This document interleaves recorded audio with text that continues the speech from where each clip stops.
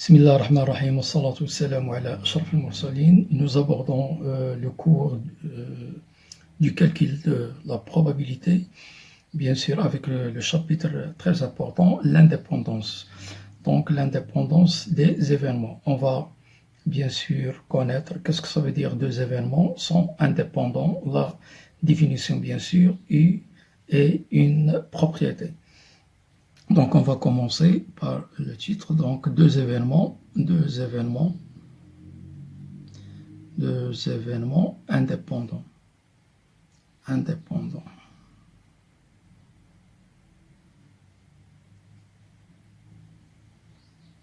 Donc définition, A et B, deux événements.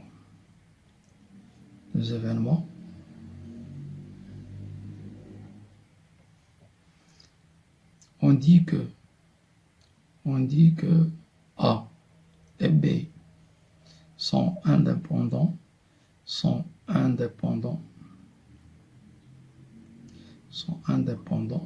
si et seulement si, donc en abrégé de SI, la réalisation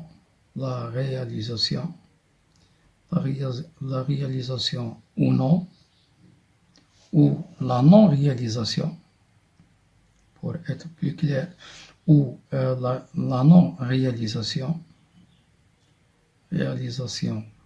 de l'un n'influe pas sur la réalisation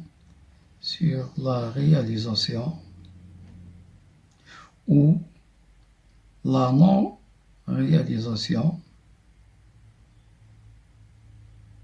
de l'autre.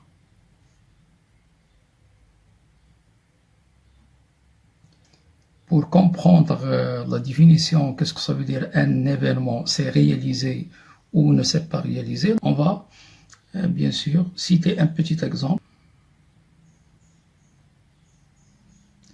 Si on considère, si on jette un dé une fois dans l'air, et on considère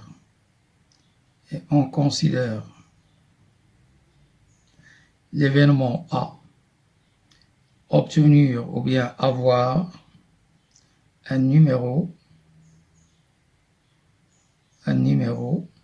pair. Donc, si on exécute bien sûr cette expérience aléatoire et si on obtient par exemple 5, donc 5 ne fait pas partie de l'événement A, puisque A il contient les numéros qui sont présents sur le dé. Il y a le 2, le 4 et le 6 qui sont pairs. Donc si on obtient 5, alors 5 n'appartient pas à 5 n'appartient pas à. Donc dans ce cas, on dit que A ne s'est pas réalisé. On dit que l'événement A ne s'est pas réalisé.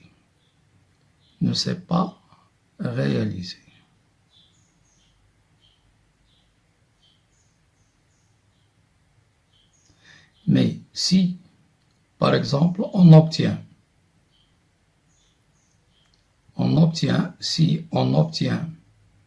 2, alors 2, ça fait partie des numéros pairs, donc il appartient à A. Alors dans ce cas, on dit que l'événement A s'est réalisé. On dit alors que l'événement A s'est réalisé.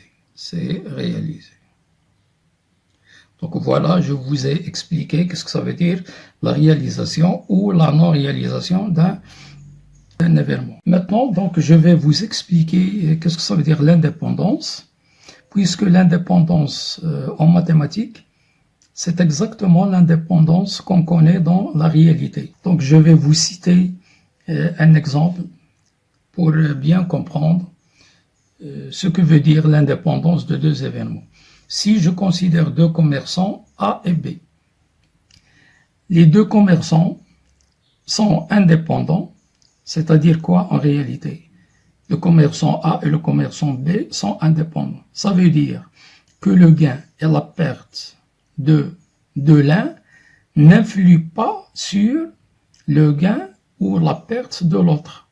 Par contre, si ces deux commerçants sont dépendants, alors si l'un gagne ou perd, automatiquement, il va influer sur le gain et la perte de l'autre, puisqu'ils sont dépendants. L'un dépend de l'autre.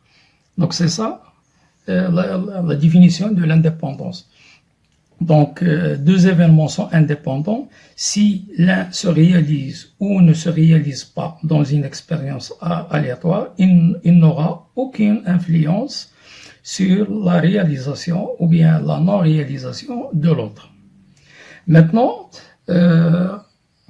ça c'est la définition, bien sûr. Maintenant, on va introduire à travers, bien sûr, par le biais d'une activité que je vais proposer, une propriété, parce que la définition, elle est insuffisante, mais elle est indispensable de connaître la définition, et puisqu'elle est insuffisante, donc on va donner une propriété qui sera, bien sûr, adoptée dans les exercices. Quand est-ce qu'on sait que deux événements, bien sûr, sont dépendants ou bien indépendants. Donc, on va introduire cette activité. Donc, activité. Et à travers cette activité, bien sûr, on va découvrir cette propriété qui, bien sûr, qui va compléter la définition précédente. Donc, soit une urne contenant quatre boules noires et six boules blanches.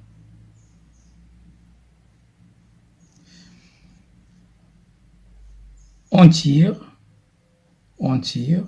deux boules de cette urne.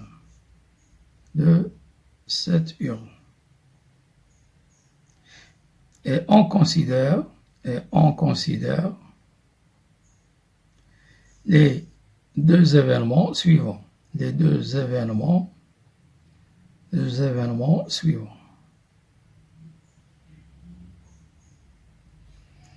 Donc, N1 tirer une boule noire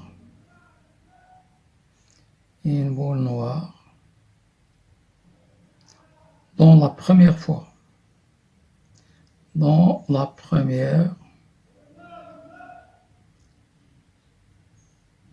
Et N2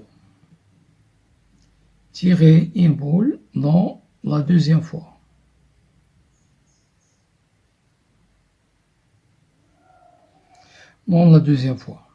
Donc, calculer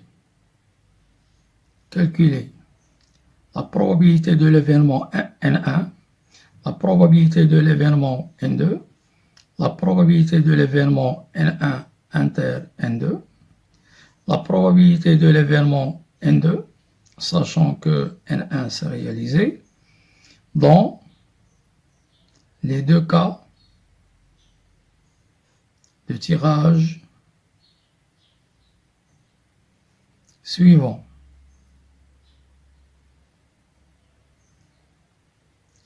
Ça, c'est la première question.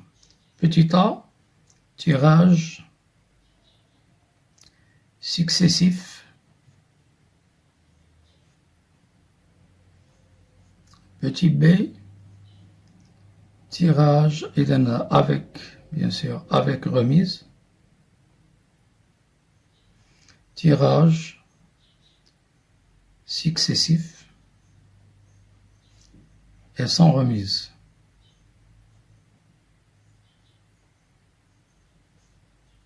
Deuxièmement, comparer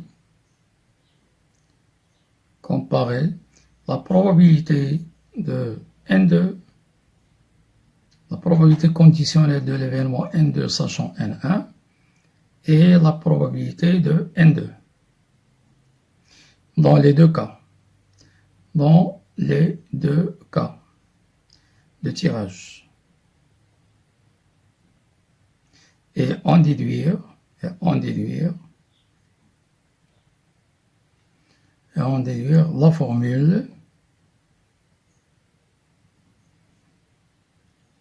de la probabilité de N1 inter N2 dans les deux cas. Bien sûr, dans les deux cas. Donc voilà cette activité. Donc à travers, bien sûr, cette activité, on va découvrir une propriété qui sera pratique, bien sûr, qu'on va l'adopter tout le temps dans différents exercices et problèmes, bien sûr, lorsque cette question d'indépendance s'impose. Donc, on va commencer, bien sûr, la solution. Donc, solution. Donc, premièrement, petit a, tirage successif et avec remise. Alors, vous avez jusqu'à maintenant deux méthodes. Soit utiliser la méthode directe, soit utiliser, bien sûr, la méthode ou bien la technique de l'arbre des éventualités. Mais si vous vous souvenez bien ce qu'on a dit l'autre séance, on a dit que la technique d'arbre d'éventualité, il vaut mieux l'utiliser lorsqu'on a une expérience qui est composée. Alors dans cette activité d'expérience, on a une expérience aléatoire, simple, donc il vaut mieux bien sûr adopter la méthode directe. La méthode directe, c'est-à-dire utiliser la règle principale du calcul des probabilités, PA égale cardinal A sur cardinal oméga. Donc, commence par calculer la probabilité de N1. Donc, la probabilité de N1, d'après la règle principale, c'est cardinal N1 sur cardinal oméga. Donc, le tirage successif est remise, donc l'ordre, il est indispensable. Et bien sûr, on va utiliser n à la puissance p, la règle induite du principe fondamental du dénombrement, ou bien le principe du produit. Donc, égale cardinal. Mais attention, dans ce cas, bien sûr, la première boule, puisque dans N1, on veut que la première boule soit noire, donc elle est fixe. Donc, il faut... Bien sûr, il ne faut pas tenir compte de l'ordre, puisque il ne faut pas bouger cette boule. On la veut noire dans le premier tirage, puisque le tirage, on a l'étape 1 et l'étape 2. On tire la première boule et la deuxième. Donc, on veut que la première boule soit noire. Donc, elle est fixe. Donc, on ne tient pas compte, bien sûr, de l'ordre.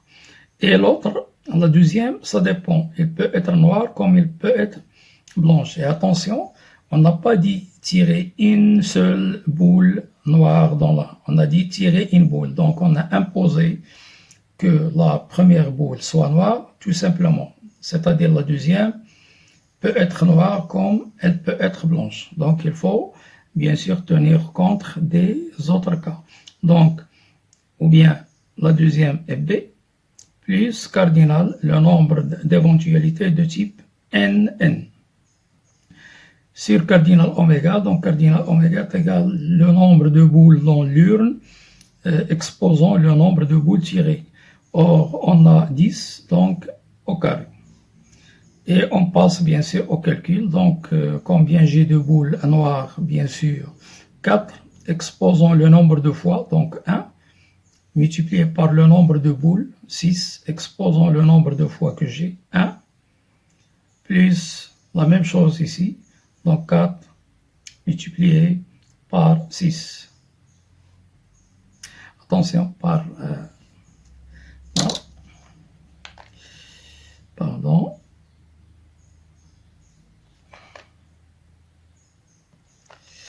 Là, on a combien de boules noires? On a 4, donc élevé.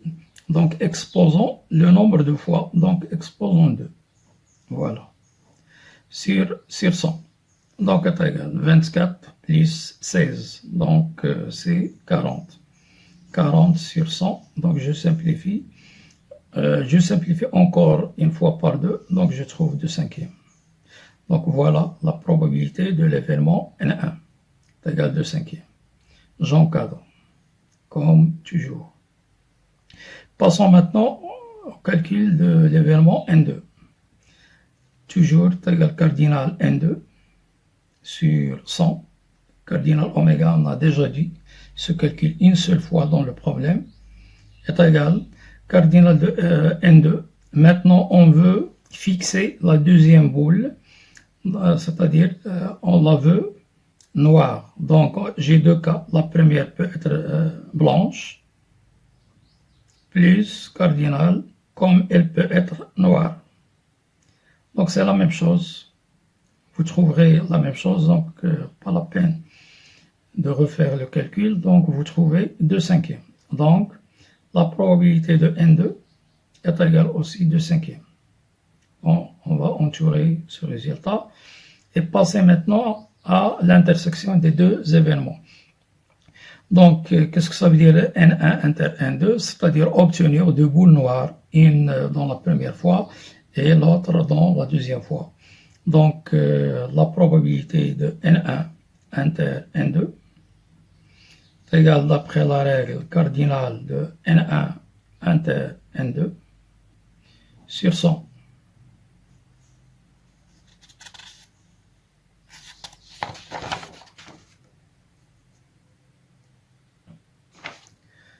Donc, est égal, donc cardinal NN sur 100. Et ça est déjà calculé, donc le nombre de boules exposant le nombre de fois que j'ai, donc 4 au carré sur 100. Donc 16 sur 100. Si, bien sûr, je simplifie par 4, donc nous trouvons 4 sur 25. Maintenant, on va passer au calcul de la probabilité conditionnelle qu'on a vu l'autre séance. Donc, la probabilité de l'événement N2, sachant que l'événement N1 s'est réalisé, par définition, c'est la probabilité de l'intersection inter N2 sur la probabilité de l'événement qui s'est réalisé, c'est-à-dire la probabilité de N1. Donc, la probabilité de l'intersection, c'est 4 sur 25. Et la probabilité de N1 qu'on a déjà calculé, c'est 2 cinquièmes. C'est 2 cinquièmes.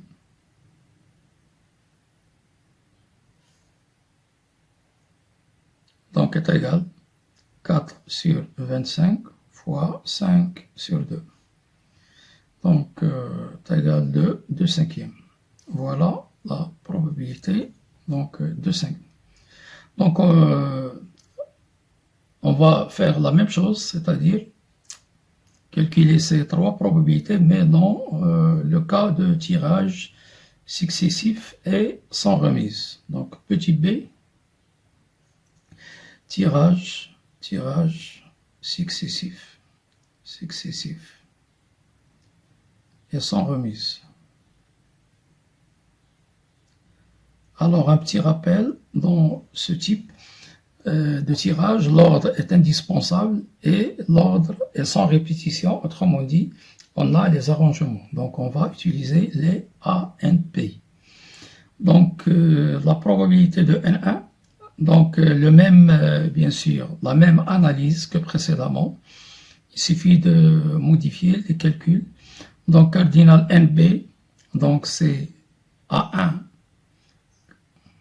Donc, A1 parmi 4 multiplié par A1, 6, plus cardinal NN, c'est le nombre d'arrangements de deux éléments parmi 4 éléments. Sur cardinal oméga, le nombre d'arrangements de deux éléments parmi 10. Et l'application numérique, donc 24, plus 4 fois 3, 12. Sur 10 fois 9, 90. Donc, nous trouvons bien sûr, donc 36 sur 90. Donc la probabilité dans ce cas de tirage, simplifie par, donc on va simplifier par 6, nous trouvons 6 sur 15. Encore une fois, je simplifie par 3, 2 cinquièmes. Donc voilà, la probabilité de N1 est égale à 2 cinquièmes.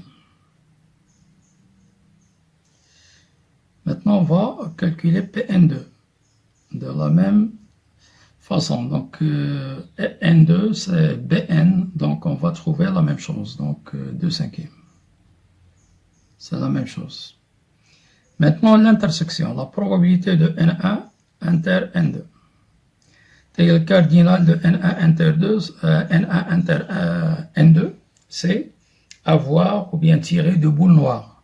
Donc, c'est le nombre d'arrangements parmi 4 boules noires sur A2, 10. Donc, c'est égal à 12 sur 90. Je simplifie par 3, 4 sur 30. Je simplifie par 2, 2 quinzièmes. Maintenant, je calcule la probabilité conditionnelle, la probabilité de l'événement N2, sachant que N1 s'est réalisé. C'est égal, d'après la définition Pn1 inter N2, c'est la probabilité de l'événement qui s'est réalisé, Pn1. Or, la probabilité de l'intersection, c'est 2 quinzièmes, divisé par la probabilité de N1, qui est 2 cinquièmes. Donc, c'est égal à 2 quinzièmes multiplié par 5 demi. Donc, je simplifie par 2, je simplifie par 5, je trouve un tiers. Donc, là, on a oublié d'encadrer. Là, c'est un tiers. Donc, maintenant, on va aborder la deuxième question. Là où il y a, bien sûr, l'objectif de cette activité. Donc, on va comparer. Donc, comparons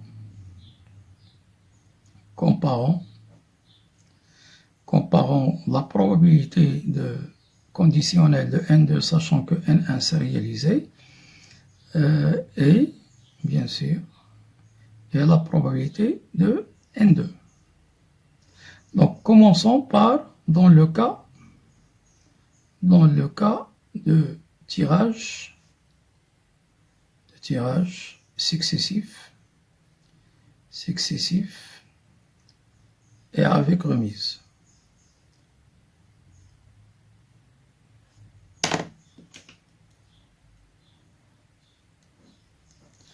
Donc, la probabilité de N2 conditionnel N1 qu'on a trouvé, bien sûr, donc est égale à 2 cinquièmes. Donc, on va la comparer avec Pn2. C'est exactement la même chose. Donc, c'est la probabilité de N2. Cela est dans ce cas. Dans le cas de tirage successif, mais sans remise. Et sans remise.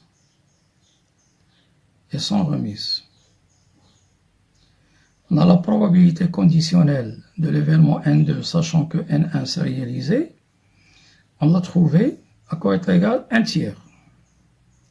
Donc, si on la compare avec la probabilité de N2 qu'on a calculé, 2 cinquièmes, on trouve qu'il est différent de 2 cinquièmes, qui est égal, bien sûr, à la probabilité de N2. Donc, pourquoi, dans ce cas, on a l'égalité, sont égaux, et là, ils sont différents. C'est tout simplement parce que dans le cas de tirage successif, les boules qui sont tirées ont l'occasion d'être tirées pour la deuxième fois. Pourquoi? Parce que la boule qu'on a tirée dans la première fois, on la remet à nouveau dans l'urne. Donc, rien ne se perd. Autrement dit, le contenu de l'urne reste constant. Il est inchangeable. C'est ça la différence avec l'expérience où on a sans remise. Dans sans remise, la boule qui est tirée dans la première fois, bien sûr, on la remet plus une deuxième fois à l'urne. Donc, il va influer, si elle était blanche, il va influer sur le nombre de boules blanches et il va influer sur le nombre total des boules. Donc, N1 et N2 dans la première expérience tirage successif et avec remise, les deux événements sont indépendants parce que avec la réalisation de N1 ou sans la réalisation de N1, l'événement N2 ne sera pas influé. Et vous voyez bien, même si l'événement N1 s'est réalisé, la probabilité de N2 reste inchangeable. Donc c'est pour cela, dans ce cas, les deux événements N1 et N2 sont indépendants, alors que dans la deuxième expérience, ils sont dépendants. Car du moment où l'événement N1 s'est réalisé, il a influé sur la probabilité de N2. Donc, cette activité, bien sûr, met en évidence la définition qu'on a citée tout à l'heure, et on va en déduire grâce à la formule des probabilités composées la propriété qui va compléter la définition. Donc, dans le premier cas, donc je vais le nommer 1 et le deuxième cas 2. Donc, dans 1, d'après la formule des probabilités composées, quoi est égal, on sait que la probabilité de N1 interne la probabilité de N2 est égale la probabilité de N2, sachant que la N1 s'est réalisée, fois la probabilité de N1. Ça, c'est ce qu'on a vu dans la séance précédente. Donc, bien sûr, la probabilité conditionnelle, qu'on a appelée bien sûr la formule des probabilités composées. Or, cette probabilité, je la remplace avec Pn2, donc je trouve cette fameuse, bien sûr, formule qui va nous servir comme propriété, qui va compléter la définition de deux événements indépendants. Donc, c'est la probabilité de N2 fois la probabilité de N1. Donc, à retenir, donc c'est ça la propriété qui va compléter la définition de deux événements indépendants à retenir. Deux événements, donc A et B. Donc là, la conclusion, donc la probabilité de l'intersection, lorsque les deux événements sont indépendants, donc la probabilité de leur intersection, ce n'est rien d'autre que le produit de leur probabilité. C'est Pn1 fois la probabilité de N2. Donc on va bien sûr la généraliser à retenir A et B indépendants, équivalents. Donc lorsqu'on vous demande dans un exercice de prouver ou bien de vérifier est-ce que deux événements sont indépendants, donc vous appliquez bien sûr cette propriété. Vous calculez la probabilité de leur intersection et vous la comparez avec le produit des probabilités. Si vous trouvez l'égalité, ils sont indépendants. Sinon, ils ne sont pas indépendants. Ils sont dépendants. Donc voilà la propriété. Et cette propriété n'est pas vérifiée dans le cas 2. Pourquoi? Parce que la probabilité de l'événement N2, sachant que N1 s'est réalisé, il est différent de N2. Donc, on ne peut pas la remplacer. Donc, cette propriété reste vraie uniquement dans le cas où les deux événements sont indépendants. Donc, on va terminer cette séance par un exercice, bien sûr. Donc voilà dans l'énoncé, donc je vais lire l'énoncé. La probabilité d'avoir le bac avec mention très bien pour Youssef est de 90%. Mais la probabilité d'avoir le bac avec mention très bien pour son ami est de 30% uniquement. La première question, calculer la probabilité d'avoir leur bac avec mention très bien, tous les deux. D'avoir donc 100, il faut éliminer, d'avoir le bac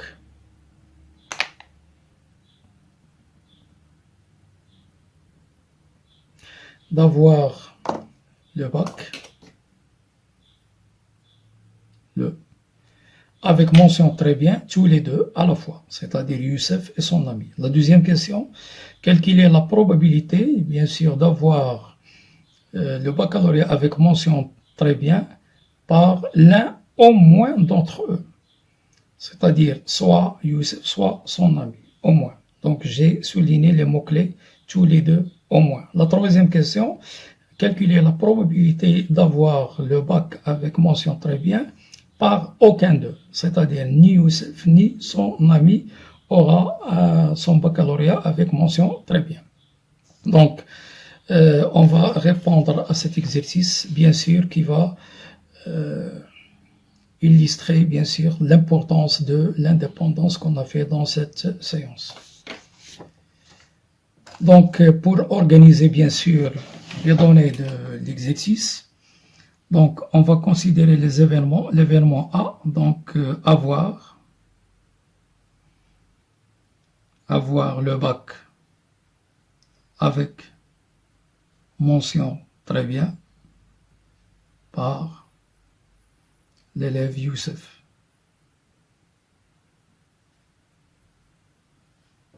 Ou bien Youssef aura son bac avec mention très bien, c'est la même chose. B, son ami, c'est-à-dire l'ami de Youssef, aura son bac avec mention très bien. Donc, qu'est-ce que nous voulons dans la première question? Nous voulons que les deux, bien sûr, c'est-à-dire Youssef aura son bac avec très bien et son ami aussi. Donc, on a l'intersection. C'est-à-dire, on doit calculer la probabilité de l'intersection des deux événements. Donc, calculons la probabilité de l'intersection des deux événements. Alors, A et B sont indépendants. Pourquoi? Donc, on va expliquer. Donc, c'est pour cela que la mémorisation de la définition est très importante. Il ne faut pas mémoriser uniquement la propriété, puisque dans cet exercice, on va utiliser la définition de l'indépendance. Est-ce que si Youssef aura son bac ou n'aura pas son bac avec mention très bien, est-ce qu'il a une influence sur l'obtention ou la non-obtention du bac avec mention très bien pour son ami? Donc, il n'y a aucune influence entre, bien sûr, les résultats de Youssef ou de son ami.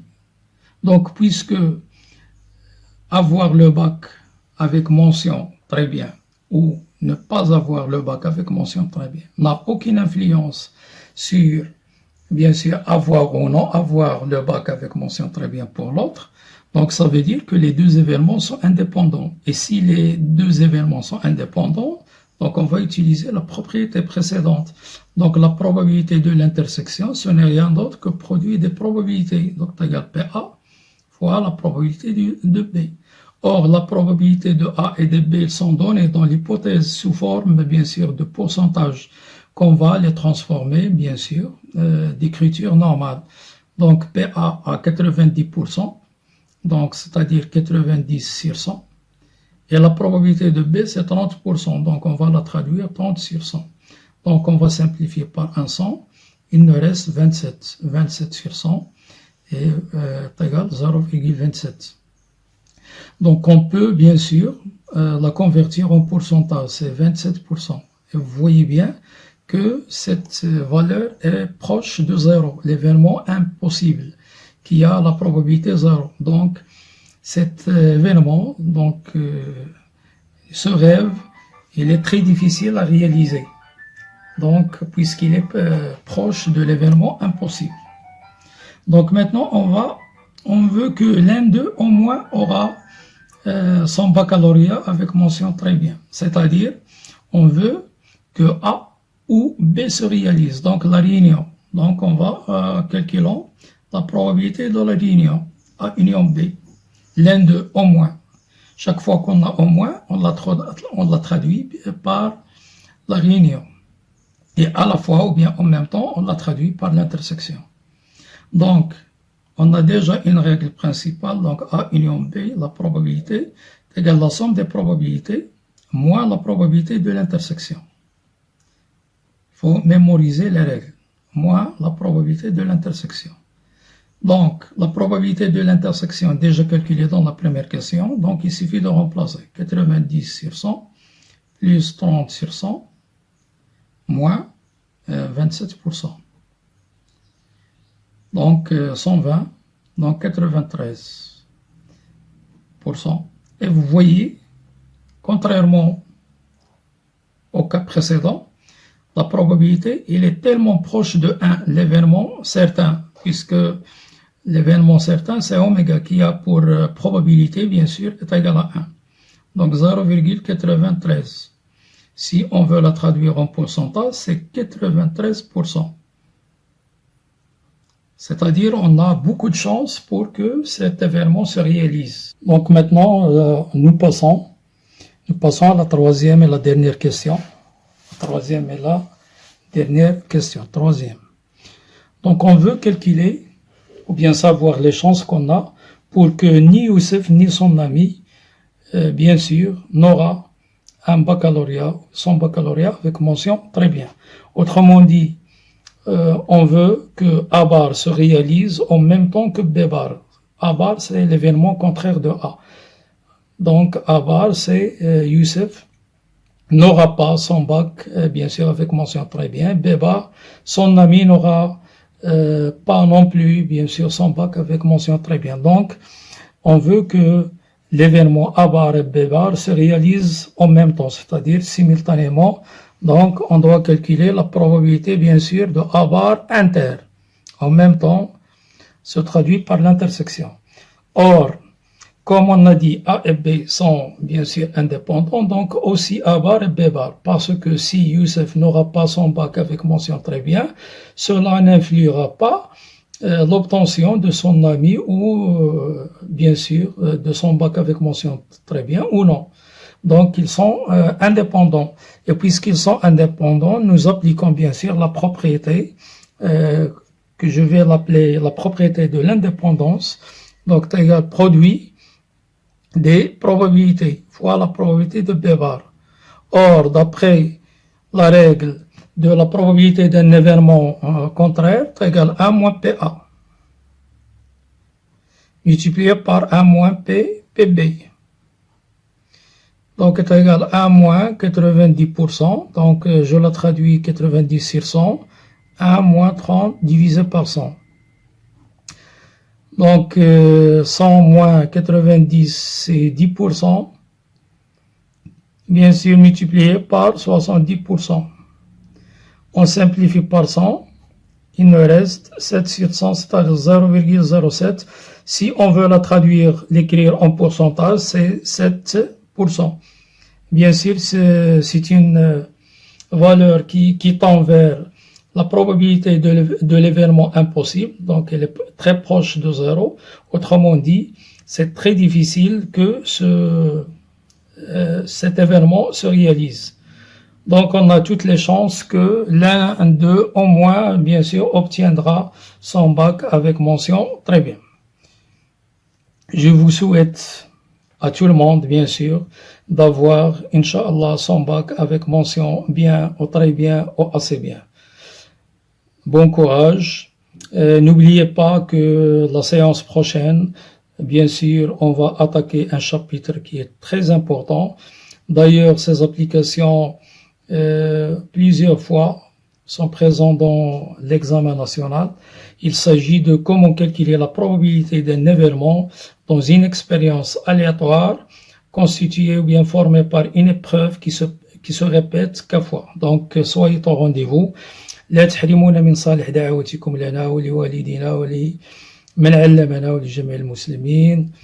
أوصيكم ونفسي بتقوى الله والمصالحة مع الله سبحانه وتعالى والحفاظ على الصلاة ليعيننا الله سبحانه وتعالى في الدنيا والآخرة.